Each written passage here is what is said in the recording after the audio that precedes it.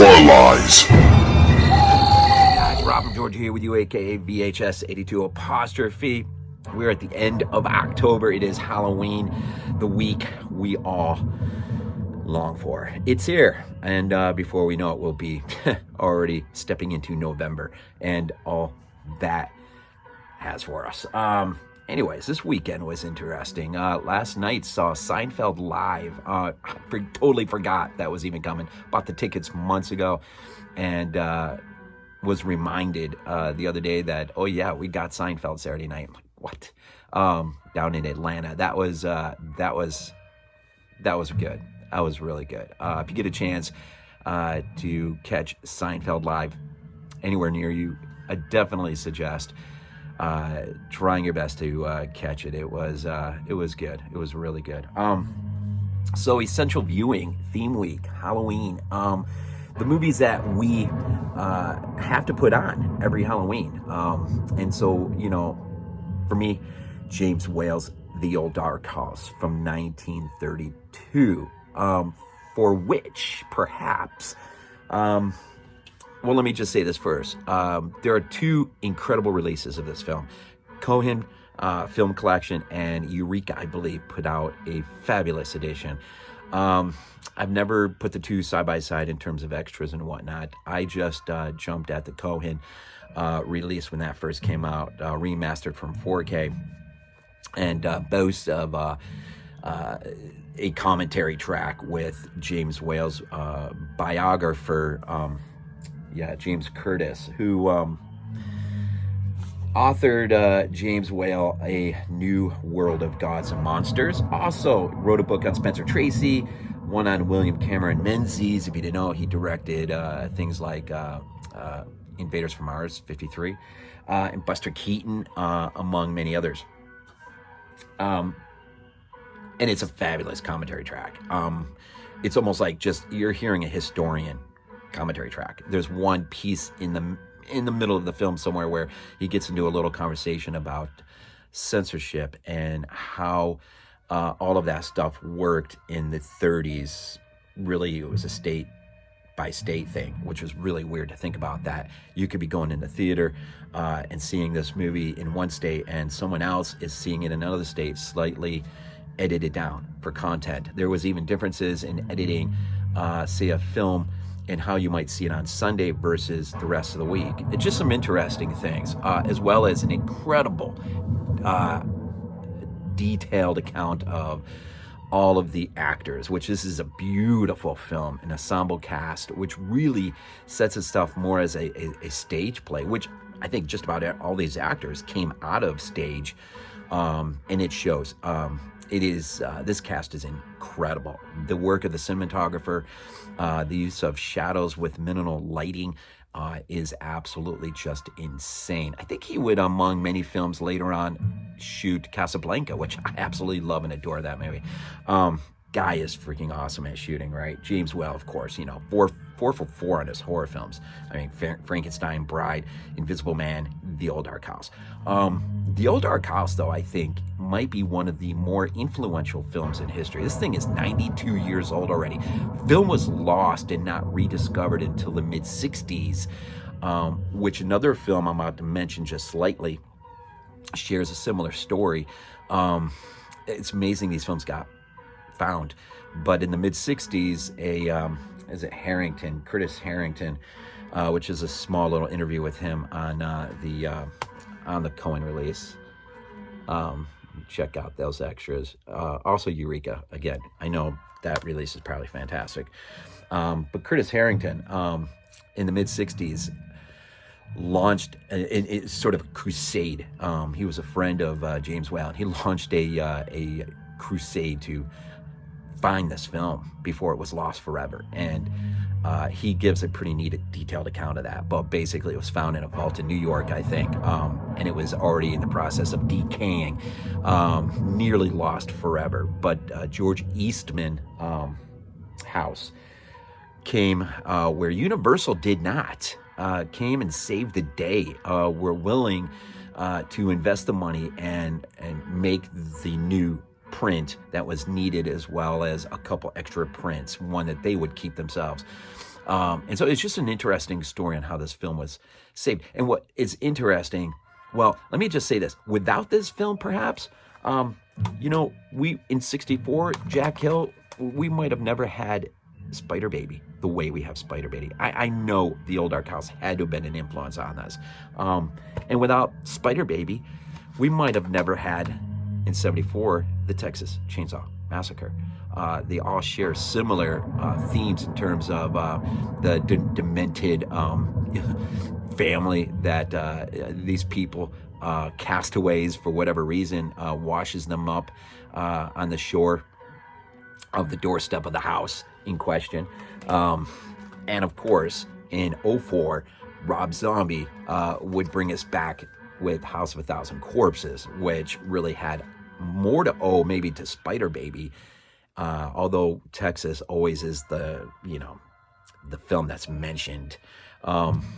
But the Old Dark House and Spider Baby might have been the greatest influences on this, and this might be more of a throwback to that. And it's interesting because where Universal did not want to step up to the plate, and they had already sold the rights off to Columbia to do a remake of the film, and just did not want to step up and salvage or save this lost treasure piece. It's funny how similar story with Rob, if you know his story, he shot House on the set there, Universal, but when it came to screen it, they basically just cast him off and the film, and it wouldn't be till Lionsgate picks it up and he was able to edit it and then finally get it out. So it's funny how you see these stories. And Spider Baby, lost film, was rediscovered, I think in the 90s, actually, late. But all four films share something really similar. And I think, I don't know, it is interesting. But the Old Dark House, man, golly.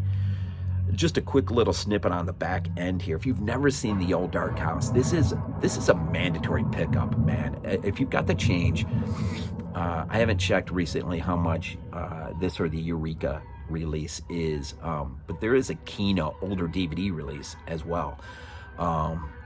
If that was your only option, it's worth having in your collection if you don't have it. But the Old Dark House, of course, stars Boris Karloff, right? From the director of Frankenstein, a group of stranded travelers stumble upon a strange old house and find themselves at the mercy of the highly eccentric and potentially dangerous femme family. This well-performed atmospheric thriller features the first starring horror role for Boris Karloff as a hulking, disfigured butler, based on the novel Benighted, 1927, which by Priestley, J.B. Priestley, I understand to be much more serious toned than this film is. The Cohen Film Collection, proud to present the stunning new 4K restoration. And again, Eureka also put out, I'm sure it's an absolutely fantastic release. Nice little book inside.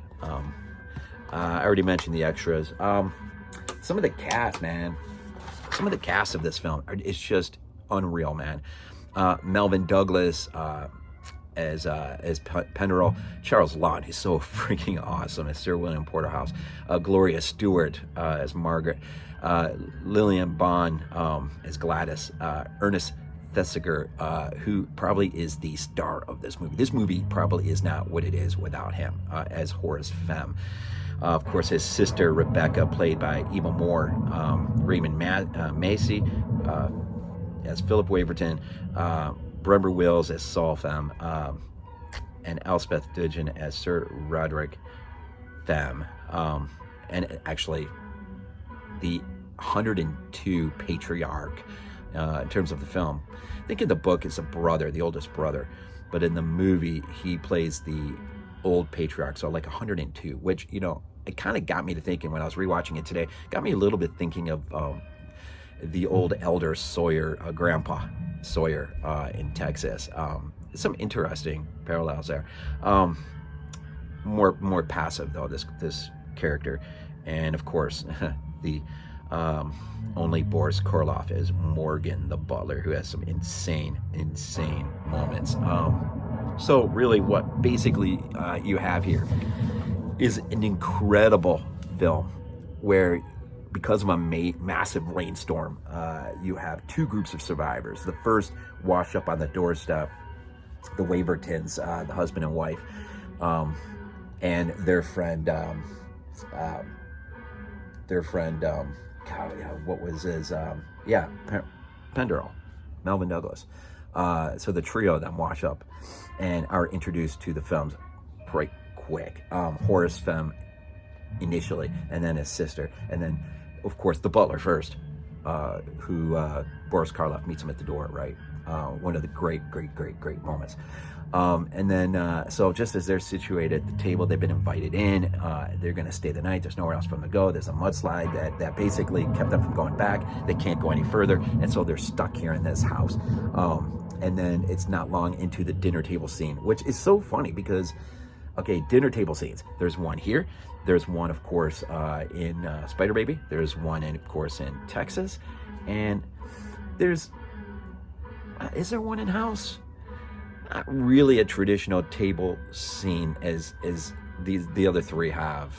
I don't recall there being a table scene. Yeah, there is, actually. What am I thinking of? Of course there's a table scene in House. So all four films have a pretty awesome table meal scene. And so then into the dinner, the second grouping is washed up on the doorstep, led by Charles Laughton, who's so awesome. And it's an ensemble cast, and they all bring unique sensibilities and their peculiar isms, I guess. And the dialogue is out of this freaking world. It's some of the most memorable lines, like maybe the most memorable, which is not even in the book. I love it when Horace is just like, have a potato. In other words, shut up. Just absolutely great, memorable dialogue that is, you think about Howard Hawks's The Thing from Another World. The dialogue in there is just absolutely the older films just had awesome dialogue, memorable dialogue, just great lines. And these are stage actors, and so they're really bringing some real acting chops to this. And just, the sets, the design and aesthetics, a very creepy looking film, very gothic, like a film that really does foreshadow,